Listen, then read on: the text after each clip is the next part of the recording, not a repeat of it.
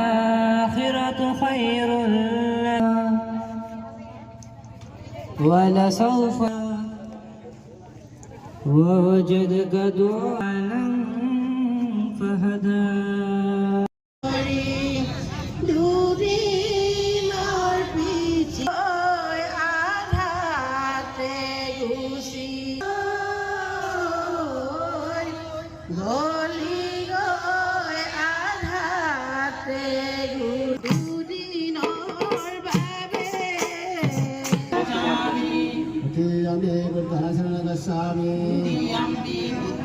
Sangam Sharanam Gacchami.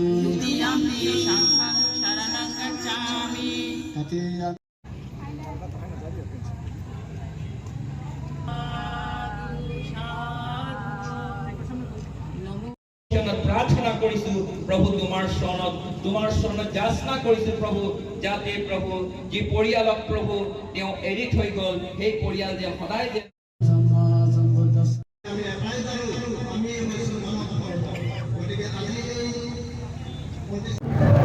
যোৱা 19 তাৰিখৰ দিনা আমাৰ সকলোৰে মৰমৰ শিল্পী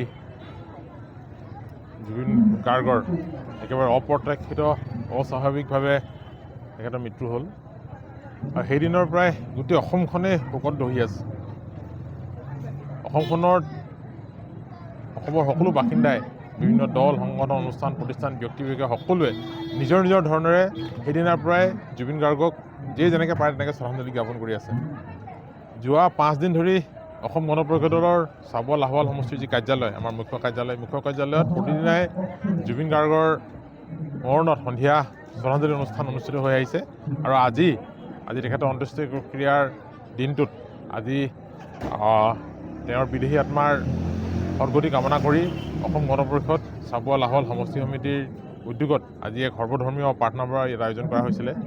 ইয়াত হিন্দু ধৰ্মী লোকসকলে নিজস্ব ধৰণেৰে প্ৰাৰ্থনা পৰিৱেশন কৰিলে, ইছলাম ধৰ্মী ভাইসকলে কোৰাণ পাঠ কৰিলে, খ্ৰীষ্টধৰ্মী ভাইসকলে বাইবেল পাঠ কৰিলে, বৌদ্ধ ধৰ্মী বিশ্বাসী লোকসকলে ত্ৰিপিটকত থকা তেওঁলোকৰ সেইধৰণে প্ৰাৰ্থনা কৰিলে আৰু আজি বহুসংখ্যক ৰাইজে ইয়াত অংশগ্ৰহণ কৰিলে। আমি সকলোকে ধন্যবাদ জনাইছোঁ আৰু জুবিন গাৰ্গৰ বিদেহী আত্মাই যাতে চিৰশান্তি লাভ কৰে তাৰ বাবে ভগৱানৰ ওচৰত প্ৰাৰ্থনা জনাইছোঁ।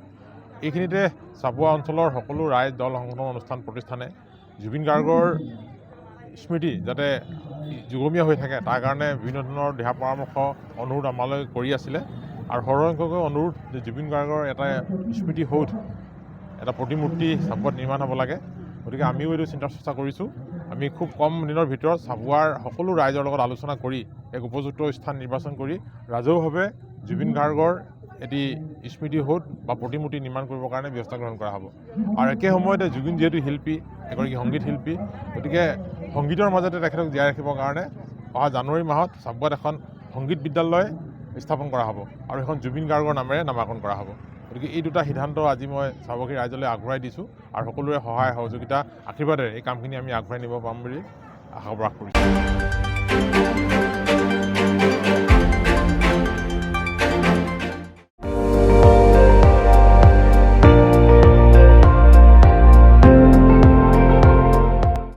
আপুনি চাই আছে ND24 সৰ্বশ্ৰেষ্ঠ নহয় সৰ্বোত্তমৰ দৌৰত।